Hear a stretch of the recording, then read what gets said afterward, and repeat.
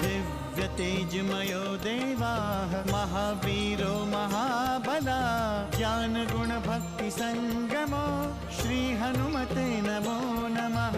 जय हनुमान संकट मोचन जय हनुमान। जय हनुमान संकट मोचन जय हनुमान। केसरी नंदन तिहु जगवंदन अंजनी सुत बलधारी। केसरी नंदन तिहु जगवंदन अंजनी सुत बलधारी। संकट मोचन नाम तुम्हारा संकट मोचन नाम तुम्हारा हर संकट पे भारी। जय हनुमान संकट मोचन जय हनुमान। जय हनुमान संकट मोचन जय हनुमान। संकट उसके निकट न आवे ले जो शरण तुम्हारी। संकट उसके निकट न आवे ले जो शरण तुम्हारी। संकट मोचन नाम तुम्हारा संकट मोचन नाम तुम्हारा हर संकट पे भारी। जय हनुमान संकट मोचन जय हनुमान। जय हनुमान संकट मोचन जय हनुमान। मैं तुझे 12 मास का समय देता हूं। यदि 1 वर्ष में तूने मुझे स्वीकार नहीं किया तो तेरे इस शरीर के खंड खंड कर दूंगा। आज से चतुर्मास आरंभ हो रहा है।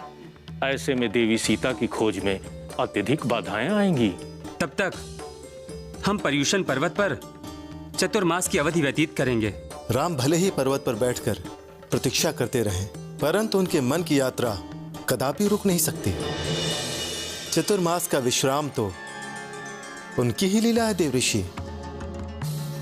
वास्तव में तो राम और उनकी लीला दो है ही नहीं। निष्क्रिय होकर भी वो सभी क्रियाओं के स्वामी हैं। वो निर्गुण भी हैं और गुणवान भी। उनका अवतार ही धर्म की रक्षा के लिए हुआ है देवऋषि। नारायण नारायण, पुनः धर्म की अवश्य जय होगी। अगर धर्म की जय होगी तो श्री राम की जय होगी। जय जय श्री राम, जय जय श्री राम, जय श्री राम, जय जय श्री राम, जय श्री राम, जय जय श्री राम, जय श्री राम, जय जय श्री राम, जय श्री राम, जय जय श्री राम। आपके आदेश के अनुसार महाराज सुग्रीव का राज्याभिषेक संपन्न हो गया प्रभु। यदि आप उपस्थित होते तो किष्किंधा की प्रजा धन्य हो जाती। परंतु भैया, वानरराज सुग्रीव ने वर्षा ऋतु के पश्चात भाभी का पता लगाने के लिए कहा है। आप कहें तो मैं अकेले ही माता सीता का पता लगाने जाऊं प्रभु।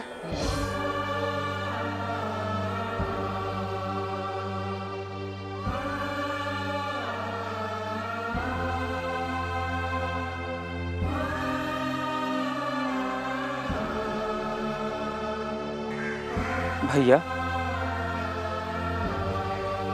आपकी आंखों में आंसू? जब आप इतने विह्वल हो जाएंगे तो हमारा क्या होगा भैया? हाँ प्रभु, आप तो सबका दुख दूर करते हैं। आप सबके शोक का निवारण करते हैं। किंतु अभी तो आप ही वर्षा काल तक हम यहीं रहेंगे, किंतु सीता का क्या होगा?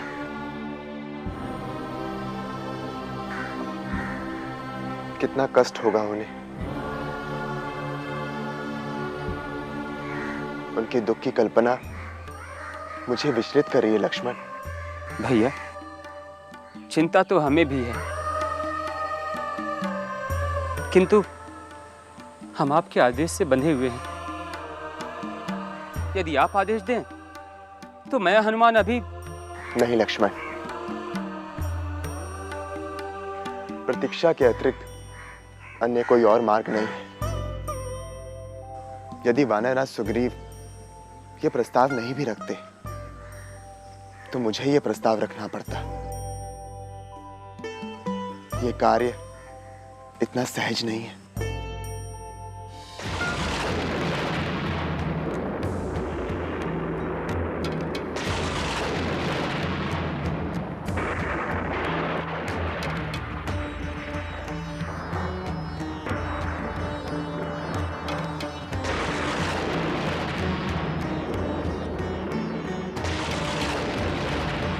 वर्षा ऋतु भी आगमन का संकेत दे रही है। पुनः हमें आवास की व्यवस्था करनी होगी प्रभु। हनुमान, इतने दिनों के लिए तो केवल कोई गुफा ही हमारा आवास हो सकता है। लक्ष्मण, पावस से बचने के लिए एक कुटी ही बहुत है। यहाँ से उत्तर दिशा में किसी महर्षि की कुटी है प्रभु। कदाचित वो कहीं चले गए हैं। मैं तो कहूंगा आप उसी स्थान पर चलें। संकट मोचन जय हनुमान।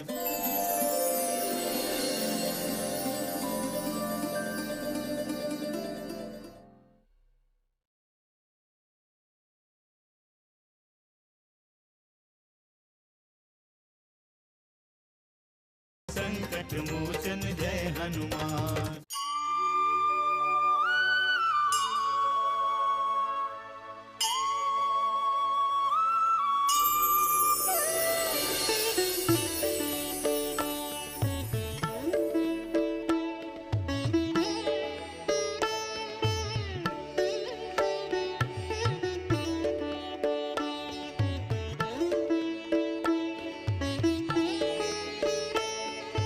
ये स्थान तो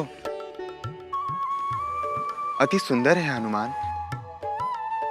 लगता है किसी सिद्ध महर्षि का आश्रम रहा है भैया।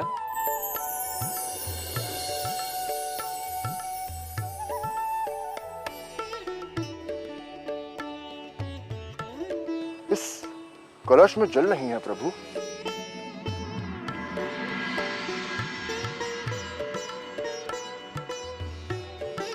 ये पौधे भी सूख रहे हैं। अवश्य ही महर्षि बहुत दिनों से यहाँ नहीं रह रहे हैं। हनुमान, हो सकता है राक्षसों के भय से ऋषि कहीं और चले गए हों। पुनः यह स्थान हमारे लिए अति उपयुक्त है। यहाँ रहकर हम इस प्रदेश के लोगों को राक्षसों के भय से मुक्त भी करेंगे। आइए प्रभु।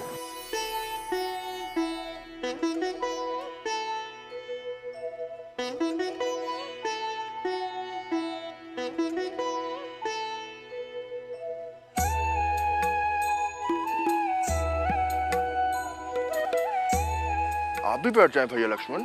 नहीं हनुमान, मुझे तो खड़े रहने में ही भैया की सेवा का सुख मिलता है। आपको कष्ट करने की क्या आवश्यकता है भैया लक्ष्मण? प्रभु की सेवा का सौभाग्य मुझसे क्यों छीन रहे हैं आप?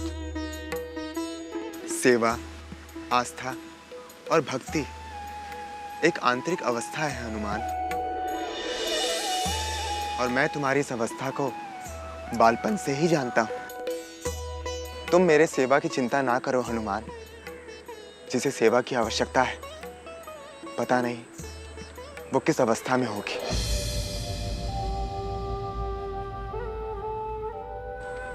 पता नहीं उस पे क्या बीत रही होगी।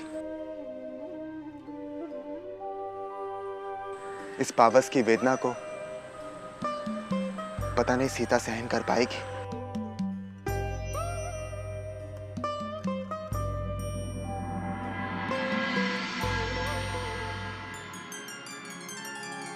राम तो स्वयं ब्रह्म है, मोह माया से मुक्त है, सर्वशक्तिमान है, पुनः साधारण मनुष्य के समान शोक और चिंता से क्यों ग्रस्त हैं? आप पुनः क्यों भूल जाती हैं देवी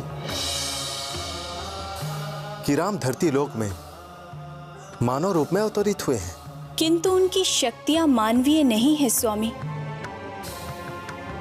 उनका ज्ञान मानवीय नहीं है। मानव रूप में भी वो ईश्वर के समान है, पुनः वो साधारण मनुष्य के समान क्यों शोकग्रस्त है? देवी, राम के इस गति के कई कारण हैं। उनमें से एक कारण देवर्षि नारद भी हैं। क्या देवर्षि नारद? स्वामी, पर श्री राम के दुख से देवर्षि नारद का क्या संबंध है? संबंध है देवी, संबंध है। देवर्षि नारद ने ही श्री राम को भार्या के वियोग में भटकने का श्राप दिया था। किंतु देवर्षि नारद तो स्वयं नारायण विष्णु के भक्त हैं, भला अपने आराध्य को श्राप क्यों देंगे? देवी, अधिक कष्ट अपने आत्मीय जनों से ही होता है। यह बात उस समय की है जब देवर्षि नारद हिमालय पर तप करने गए थे। उनकी कठोर तपस्या से देवराज इंद्र चिंतित हो गए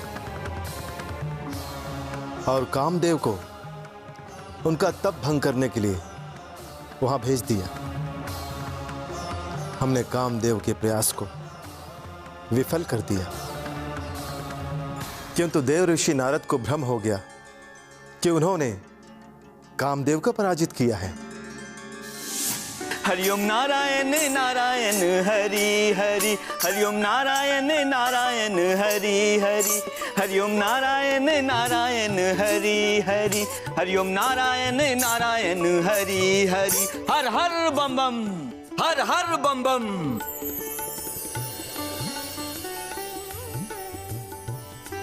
बहुत प्रसन्न दिखाई दे रहे हैं देवर्षि।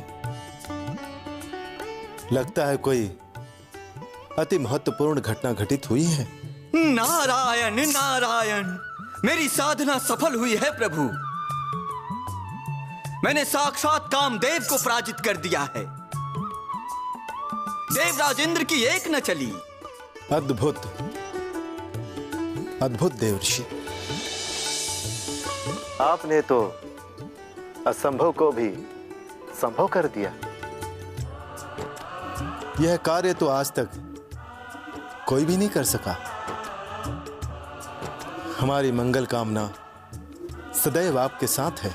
नारायण नारायण। किंतु ध्यान रखें देवर्षि, सिद्धियां आत्म सुख के लिए ही होती हैं, और इस रहस्य को किसी के समक्ष प्रकट नहीं करना। अवश्य अवश्य प्रभु। किंतु अपने आराध्य देव श्री हरि से यह सूचना कैसे छुपा सकता हूं? कहां खो गए देवर्षि नारद? क्या सोचने लगे? कुछ नहीं प्रभु, बस आपके ही संबंध में सोच रहा था। अच्छा प्रभु, अब मैं चलता हूं। नारायण नारायण नारायण नारायण। संकट मोचन जय हनुमान।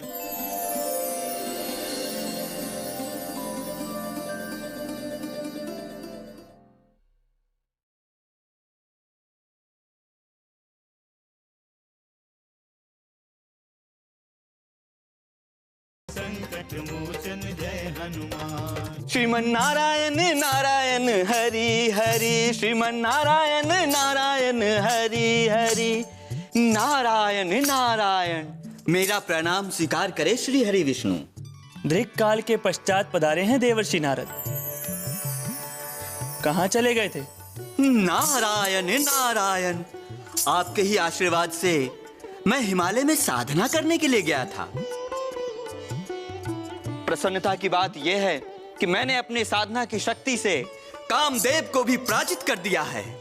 मैं प्रसन्न हुआ देवर्षि। जो कार्य बड़े बड़े ऋषि महर्षि संपन्न नहीं कर सके, वो आपने संपन्न कर दिया। नारायण नारायण, ये सब आपकी ही कृपा से संभव हुआ है प्रभु। कामदेव को आपने नहीं, देवादिदेव महादेव ने पराजित किया है देवर्षि। आप भ्रमित हो रहे हैं। आशीर्वाद दे प्रभु। अब मैं प्रस्थान करता हूं। नारायण नारायण नारायण नारायण। अभी तो आपकी परीक्षा होने वाली है देवर्षि।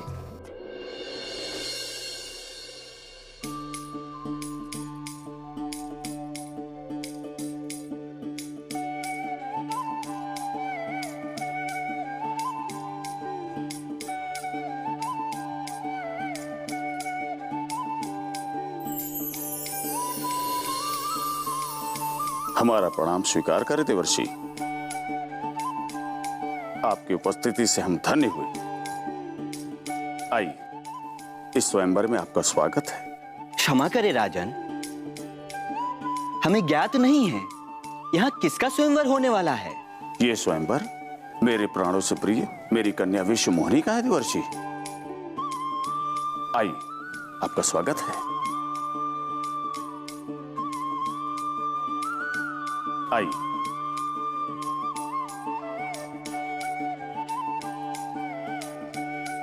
आइए।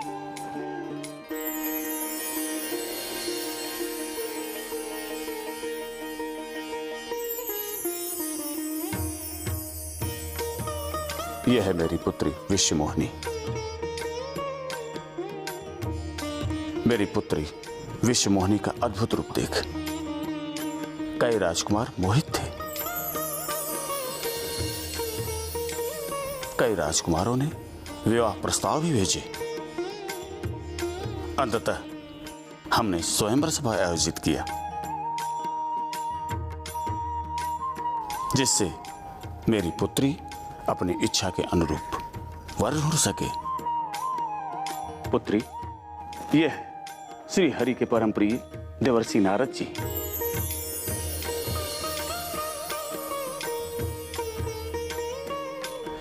बड़े सौभाग्य से इस आयोजन में आए हैं।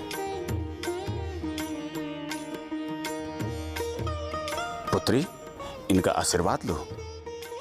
प्रणाम देवऋषि।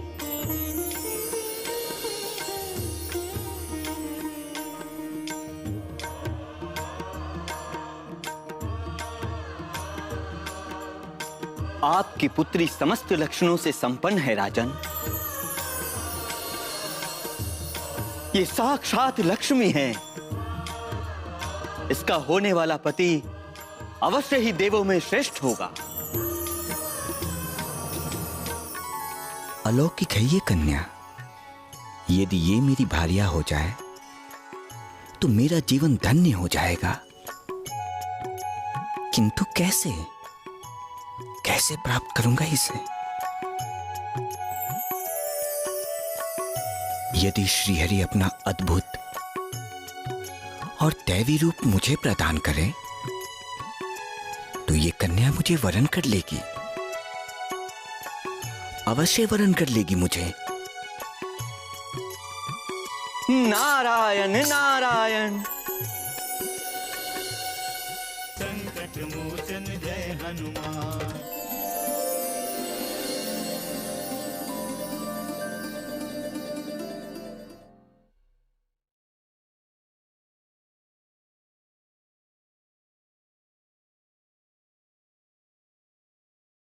संकट मोचन जय हनुमान। नारायण नारायण। आपके कृपा के बिना कुछ भी संभव नहीं है प्रभु। यदि आपकी कृपा हो तो अति अलौकिक कन्या का स्वामी हो सकता हूँ। आप सदैव हमारे कृपा पात्र रहे हैं देवर्षि। कहिए, क्या चाहते हैं आप? मैं किस तरह आपकी सहायता कर सकता हूँ? आपके भक्त शील निधि की कन्या अद्भुत स्वरूप वाली है। तीनों लोकों में उसके समान कोई भी सुंदर नहीं है। आज उसका स्वयंवर है और मैं उससे विवाह करना चाहता हूं। और ये तभी संभव है जब आप अपना ये अद्भुत रूप मुझे प्रदान करें। आपकी इच्छा अवश्य पूर्ण होगी देवर्षि।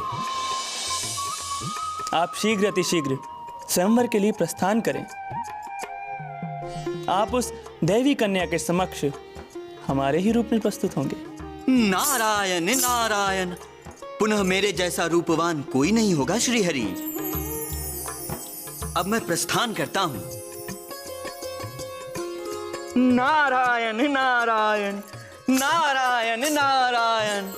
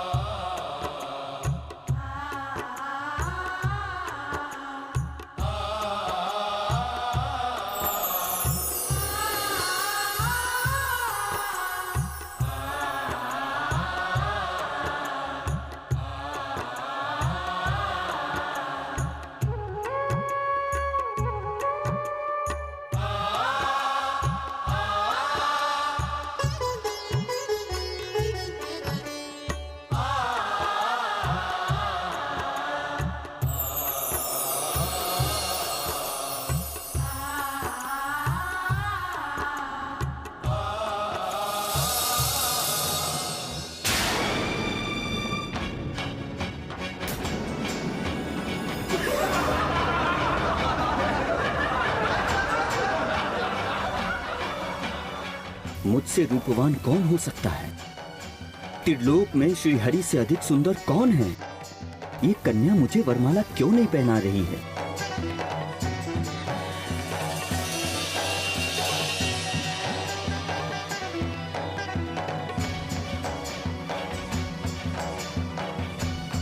क्या सोच रहे हो? जाकर अपना मुख दर्पण में देखो। तुम्हारे जैसे रूप वाले से राजकुमारी कदापि विवाह नहीं कर सकती।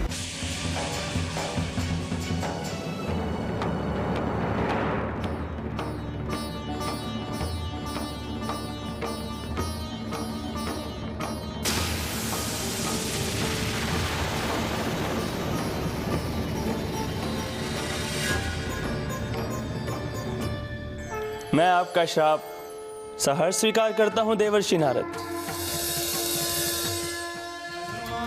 जय हनुमान असुर निकंदन जय हनुमान। मनोजवं मारुततुल्य वेगं जितेन्द्रियं बुद्धिमतां वरिष्ठं वातात्मजं वानरयूथमुख्यं श्रीरामदूतं शरणं प्रपद्ये।